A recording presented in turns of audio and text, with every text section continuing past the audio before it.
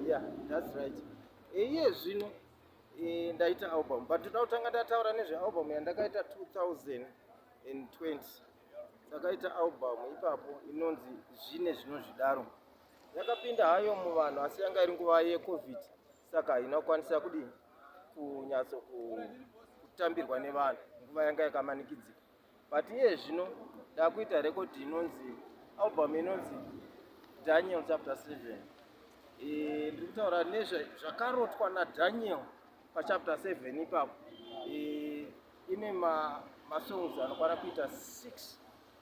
Pana Daniel yacho chapter 7, pane kusekako paredhiyo, pane vimba hako nedzimwe dzakadaro kusvika pa6.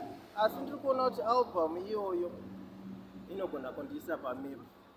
Toda kuvimbisa kuti nekwandakairekodhera vane equipment yakanaka yekuti zvinhu zvangu zvichabuda zvakanaka. Ndinovimba kudaro takuzunguzika nekuti apa tatarisana futi nesarudzo dzenyika. Saka tiri kumbofunga kuti ndoibudisa before here kana kuti after zvaitwa zvemaelections, nekuti pakarema.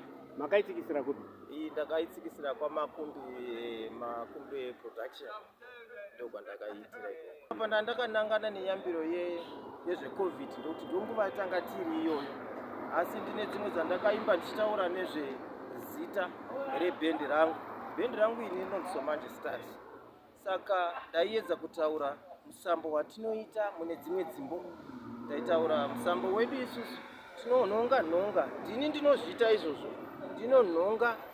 Pandinenge ndazwa kabhiti kakandinakira, kana kari kerumba, kana kari kejiti, kana kari kembira chaiko, ndinonhonga nhonga zvoita ndobudisa saundi risuiti.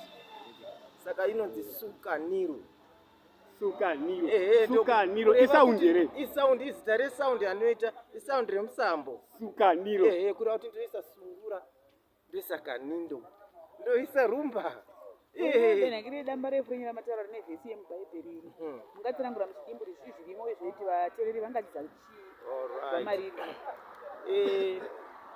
Ndakaona kuti Daniel ndiye akarota zvakuitika makorana.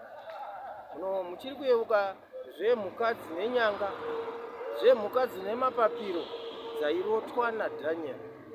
Akatsanangurirwa nengirozi kunzi wopedza warota idzi, kumberi uko kuchazenge kuine zvinhu zvichasiyana-siyana.